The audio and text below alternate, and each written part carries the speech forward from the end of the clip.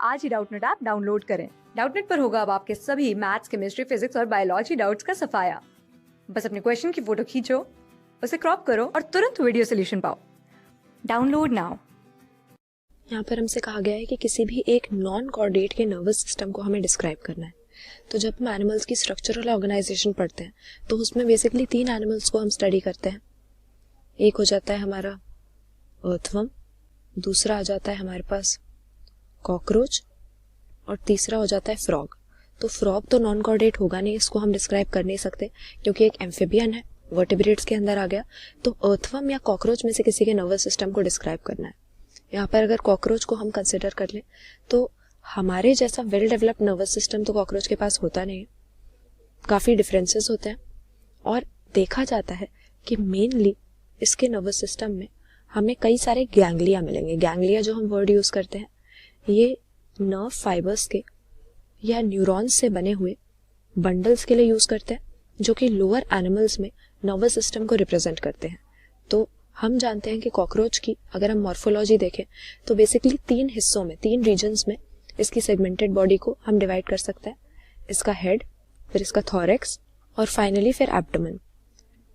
तो देखा जाता है कि इसका जो नर्वस सिस्टम है वो इसकी पूरी बॉडी में हम एक तरह से कह सकते हैं यूनिफॉर्मली डिस्ट्रीब्यूटेड होता है। हमारी तरह नहीं होता कि हेड में हमारे ब्रेन लोकेटेड है और अगर हमारा हेड नहीं है तो हम सर्वाइव नहीं कर सकते, क्योंकि ये वेल डिस्ट्रीब्यूटेड है।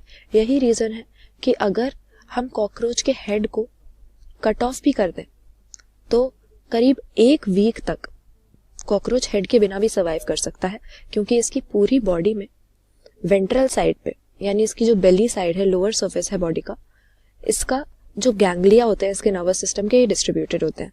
तो हम देखेंगे कि जो थॉरेक्स है उसमें 3 गैंग्लिया और एब्डोमेन के रीजन में 6 गैंग्लिया हमें मिलेंगे। अगर इसके ब्रेन की हम बात करें तो इसके हेड में लोकेटेड कॉकरोच के पास एक गैंग्लियन होता है जिसको सुप्रा एसोफेजियल गैंग्लियन के नाम से जाना जाता है। काफ़ी इंपॉर्टेंट गैंग्लियन हो जाता है ये, क्योंकि इसके हेड रीजन में कई सारे इंपॉर्टेंट सेंसरी स्ट्रक्चर्स होते हैं, सेंसरी ऑर्गन्स होते हैं, ये तो हमें मालूम ही है।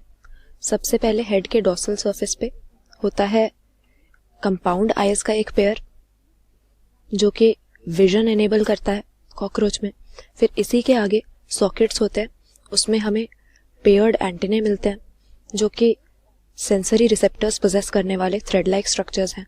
तो क्योंकि इन इंपॉर्टेंट सेंसरी ऑर्गन्स को ये सुप्रा एसोफेजियल गैंग्लियन नर्व सप्लाई देता है, इसीलिए इसको हम कॉकरोच का ब्रेन मान लेते हैं, क्योंकि सबसे इंपॉर्टेंट हिस्सा है इसके नर्वस सिस्टम का। तो कॉकरोच एक कॉमन नॉन कोऑर्डिनेट है जिसको एक्सटेंसिवली हम स्टडी करते हैं, और उसके नर्वस सिस्टम को ऐसे हम डिस्क्राइब कर सकते हैं कि नर्व फाइबर्स के बंडल्स का या गैंग्लिया का ये बना हुआ होता है, जो कि इसकी बॉडी के वेंट्रल सरफेस की तरफ पूरी तरह डिस्ट्रीब्यूटेड होंगे। इसके हेड रीजन में जो सुप्रा एसोफेजियल गैंग्लियन होगा ये इसके ब्रेन को रिप्रेजेंट करेगा, क्योंकि इंपॉर्टेंट सेंसरी ऑर्गन्स को जैसे कि कंपाउंड आइज और एंटेने, इन्हें ये नर्व सप्लाई देता है।